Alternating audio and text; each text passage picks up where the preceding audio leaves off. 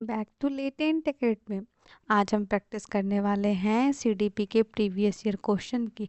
इस सीरीज में हम ऑलमोस्ट 100 क्वेश्चन की प्रैक्टिस करने वाले हैं, जो कि बहुत ही इफ़ेक्टिव होगा। और ये सारे क्वेश्चन सभी बहुत ही न्यूली प्रीवियस ईयर में पूछे गए हैं, लास्ट 5 ईयर के क्वेश्चंस हैं। अगर आपको ये सेशन अच्छा लगेगा तो प्लीज़ लाइक करिएगा, शेयर करिएगा एंड सब्सक्राइब करिएगा, क्योंकि आपका एक छोटा सा शेयर, सब्सक्राइब और लाइक हमें बहुत मोटिवेशन प्रोवाइड करता है इस तरह की वीडियोस बनाने के लिए। तो प्लीज़ प्लीज़ प्लीज़ लाइक करें, शेयर करें एंड सब्सक्राइब करें। तो चलिए स्टार्ट करते हैं हम अपने क्वेश्चन प्रैक्टिस को। पहला क्वेश्चन है हमारा, development get influenced by. Development किस चीज़ के थ्रू इन्फ्लुएंस होता है? वो स्टूडेंट के पर्सनल फैक्टर पे होता है ऑब्वियसली, स्कूल क्लाइमेट से भी होता है ऑब्वियसली, सोशल फैमिलियल इन्फ्लुएंसेस, सामाजिक पारिवारिक प्रभावों से भी उसका डेवलपमेंट बहुत इन्फ्लुएंस्ड होता है। तभी तो कहा जाता है कि हमें छोटे बच्चे को एक अच्छे माहौल के साथ रखना चाहिए, ताकि बच्चा उस माहौल में अच्छे से ढलेगा, समझेगा और एक अच्छे समाज के बीच रहेगा तो एक अच्छा नागरिक बनेगा। इसके लिए ये सारे फैक्टर रिस्पॉन्सिबल हैं। नेक्स्ट क्वेश्चन देखते हैं। Assertion reason. बताओ दोस्तों, मैं आपको एक बात, ये बहुत ही वीवीआई है। सिर्फ और सिर्फ क्वेश्चन ही वीवीआई नहीं है, बल्कि एसर्शन रीजन टाइप क्वेश्चंस बहुत इंपॉर्टेंट है। क्योंकि लास्ट 5 ईयर से अगर क्वेश्चन का डिफ़िकल्टी लेवल बढ़ रहा है तो सिर्फ और सिर्फ एसर्शन रीजन टाइप क्वेश्चंस की वजह से ही, क्योंकि बच्चे बहुत सारे ऐसे हैं जो एसर्शन रीजन के क्वेश्चन से अनअवेयर हैं। दूसरी बात ये है कि बच्चे उसके अंदर फंस जाते हैं। तो प्लीज़ आप असर्शन रीज़न क्वेश्चन की प्रैक्टिस जितनी ज़्यादा करोगे, आप उतनी ही ईजिली उसको अपने फाइनल सीटेट के एग्ज़ाम में कर पाओगे। हमारा असर्शन क्या है यहाँ पे बता रहा है, parents and teachers should ensure positive childhood experience for all student. यानी कि अभिभावक और अध्यापकों को सुनिश्चित करना चाहिए कि बच्चों के लिए उसके जो उसका बचपना है यानी बाल्यावस्था है, वो उसका सारा असर जो है ना, वो सारा एक्सपीरियंस जो है वो पॉजिटिव हो। तो ये ज़रूरी है, क्योंकि बच्चे के अंदर छोटे ही बचपन के अंदर बहुत सारा इमोशन जो होता है वो सेटल्ड नहीं होता, और ऐसे में उसके साथ अगर पॉजिटिव बिहेवियर नहीं रखा गया, नेगेटिव बिहेवियर के साथ रहा गया, तो उससे क्या होगा ना कि उसको उसके माइंड के ऊपर, उसके इमोशंस के ऊपर बहुत ही ज़्यादा असर पड़ेगा। तो यहाँ रीज़न क्या बता रहा है, childhood is a sensitive period of development specially for cognitive and emotional. अभी मैंने इसी की बात की, इसलिए ये भी सही है। तो हमारा रीज़न और असर्शन दोनों सही है। अब यहाँ सिर्फ और सिर्फ सही होना ज़रूरी नहीं है, बल्कि हमें ये भी देखना होता है कि जो रीज़न जो है क्या असर्शन को सपोर्ट कर पा रहा है या नहीं।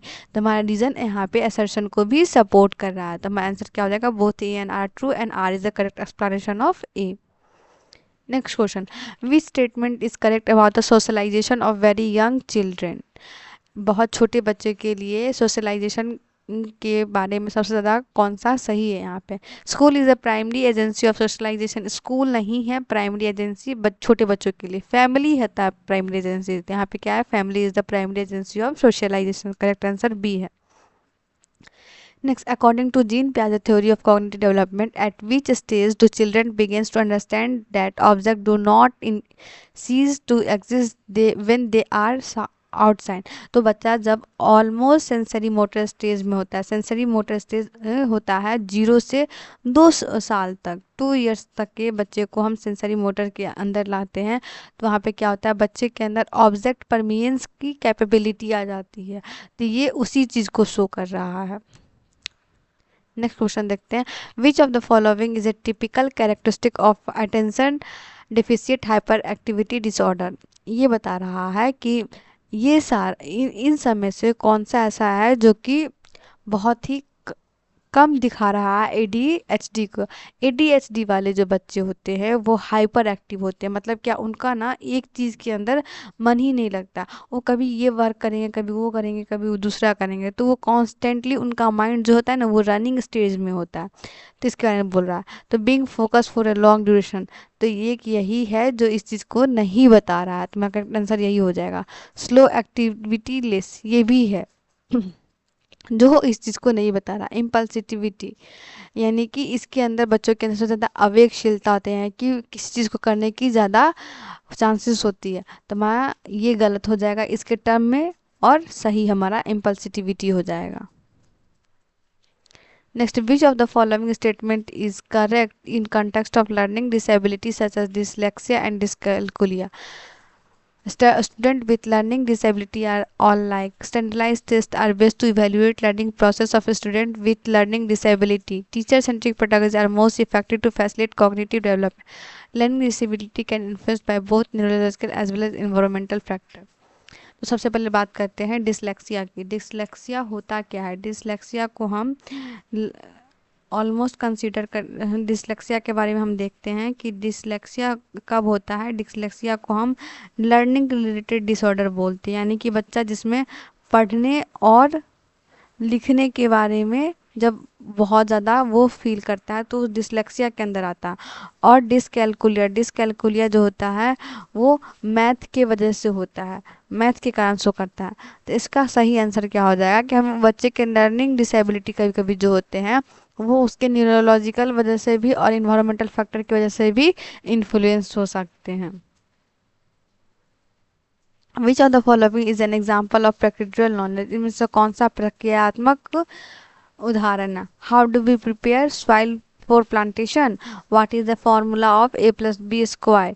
When did India get independence year? Which is the next leap year? तो इन सब में से जो हमारा प्रैक्टिकल नॉलेज है ये क्योंकि ये किसी प्रक्रिया के बारे में बात कर रहा है। विच of the following influence learning positively? ये पॉजिटिवली कौन सा इन्फ्लुएंस करता है? मालन्यूट्रिशन कभी भी कुपोषण पॉजिटिवली नहीं होता। कोलैबोरेशन अमंग स्टूडेंट पनिशमेंट भी नहीं होता और मेटागॉग नहीं होता। हमारा करेक्ट आंसर हो जाएगा 2 and 4। तो D is the correct option. Next, assertion. It is especially important to provide print-rich environment to students during early years of their schooling.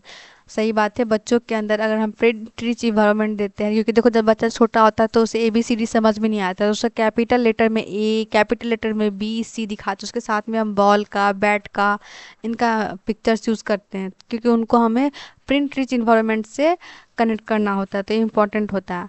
अब इसका रीज़न क्या दिया गया है? Development has sensitive period during which children are specially responsive to environmental influence. यानी कि जब development विकास के कुछ संवेदनशील चरण होते हैं जिसके दौरान बच्चे वातावरण प्रॉब्लम से ज़्यादा ही प्रभावित होते हैं, तो ये भी करेक्ट है। पर यहाँ पे रीज़न तो करेक्ट है, पर ए करेक्ट है, पर रीज़न जो है वो ए को सपोर्ट नहीं कर रहा है। तो हमारा करेक्ट आंसर क्या हो जाएगा? Both A and R the true but R is the not correct explanation of A. According to Jean Piaget theory of cognitive development, at which stage do children begin to remember events in correct sequence of past, present and future? तो बच्चा जब almost pre operation stage के अंदर आ जाता है तो उसके अंदर ये कैपेबिलिटी डेवलप हो जाती है। According to Lawrence Kohlberg, individuals at this stage judge their and other action in terms of need and wants. हम कब लॉरेंस कॉलबर्ग के अनुसार कब व्यक्ति की स्तर पर अपने और दूसरे के व्यवहार को जरूरत और इच्छाओं के संबंध में ये आंकना शुरू कर देता है? तो वो जब एक इंस्ट्रूमेंटल पर्पस यानी कि किसी चीज़ के लिए हम अपना और दूसरा का बिहेवियर को ज़रूरत के हिसाब से, यानी कि जब हमें ज़रूरत लगेगी उस हिसाब से हम किसी को अच्छा बुरा बोलेंगे तो वो इंस्ट्रूमेंटल पर्पस के अंदर ही आएगा। विच of the following is advocated in progressive education? Progressive education के अंदर कौन सा एडवोकेट किया जा सकता है? टीचर सेंटर पेडागोजी से कोई मतलब नहीं होता।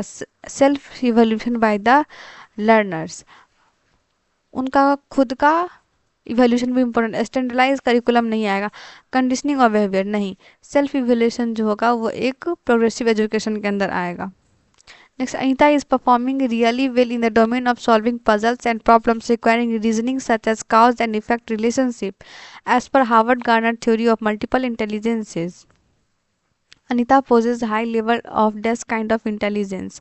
तो यहाँ देखो मल्टीपल इंटेलिजेंस की बात किया जा रहा था, जहाँ वो सॉल्विंग पजल एंड प्रॉब्लम्स, यानी कि ये किसके अंदर बात करें, रीजनिंग किसके अंदर आता है, ये सब एक मैथमेटिकल टर्म हो जाता है। तो यहाँ पे क्या हो जाएगा? लॉजिकल एंड मैथमेटिकल टर्म्स के बारे में। हार्वर्ड गार्डन की कितनी टोटल थ्योरी थी? वो टोटल 8 थ्योरी थी, जहाँ पे हमने इन सबको देखा था। फिर से असर्शन रीजन आएगा। देखो असर्शन रीजन कितना इंपॉर्टेंट होता है। Assertion, a teacher should encourage student to verbalize their thought process and ideas while working on a task. Obviously teacher को हमेशा मोटिवेट करना चाहिए बच्चों को, उनके अंदर जो भी ओपिनियन थॉट्स आ रहे हैं उनको व्यक्त करने के लिए, क्योंकि बच्चा जब तक बोलेगा नहीं, कम्युनिकेट नहीं करेगा, इंटरेक्ट नहीं करेगा, तब तक बच्चा के मन में क्या चला है ना टीचर समझ पाएगा और न वो अपने इच्छा को जाहिर कर पाएगा। Reason, private speech hinders development of higher order of cognitive skills. ऐसा कुछ है नहीं, प्राइवेट स्पीच से इस चीज़ का कोई रिलेशन नहीं है। प्राइवेट स्पीच भी प्रेजेंट होता है लेकिन वो कभी भी हिंडर्स नहीं करता है डेवलपमेंट को। तो यहाँ पे क्या हो जाएगा correct answer, A is true but R is false. Next question. A teacher is interested in understanding the learning process of a student on regular basis without comparison with each other. She should use formative assessment. देखो formative assessment ही ऐसा है जिसके अंदर हम किसी comparison को नहीं देख सकते हैं या फिर कंपैरिजन नहीं कर सकते। फॉर्मेटिव असेसमेंट का हम यूज़ करते हैं सिर्फ और सिर्फ रेमेडियल टीचिंग के लिए, कि बच्चा के अंदर कहाँ लैग है, कहाँ पे उसके अंदर गैप है किसी टॉपिक को लेके, किसी सब्जेक्ट को लेकर के, तो हम इसलिए फॉर्मेटिव का यूज़ करते हैं इस जगह पे। Next question, which of the following learning strategy is not likely to effective for processing information. इन सब में से कौन सा ऐसा जो है वो लर्निंग स्ट्रेटेजी इफेक्टिव नहीं है इंफॉर्मेशन के regarding. Underlining and highlighting, use mnemonics, creating example and passive precipitation recitation. तो देखो ये सारा गलत है, बस सही यहाँ पे क्रिएटिंग एग्जाम्पल्स है। Next, while teaching a concept teacher should discuss exemplars as well as non exemplar. हाँ, टीचिंग और लर्निंग प्रोसेस के दौरान वो हमें लर्निंग मतलब हमें जो टॉपिक रिलेटेड एग्जाम्पल है उसको भी देने चाहिए, उसके साथ साथ नॉन रिलेटेड टॉपिक को भी देने चाहिए। Reason, non example confuse students and irrelevant in teaching. नहीं, नॉन एग्जाम्पल कभी भी कंफ्यूज इसलिए नहीं करता है क्योंकि नॉन एग्जाम्पल में हम उसके एवरीडे लाइफ को यूज़ करते हैं और एवरीडे लाइफ से उसको कनेक्ट करते हैं। तो इस वजह से उसको हम ये नहीं कह सकते हैं कि नॉन एग्जाम्पल जो होता है वो अगर वैसा हम यूज़ करेंगे तो वो इफ़ेक्ट नहीं करेगा या फिर वो लर्निंग में बाधा डालेगा। तो हमारे यहाँ आंसर क्या हो जाएगा, A is true but R is false. Next question. Radhika motivates her student to represent, understand, evaluate and reflect a situation in multiple way. By doing so, she is facilitating the development of DES thinking on divergent thinking की ये बात करता है। Next question. In order to develop advanced problem solving skills among her learner, a teacher should motivate student to use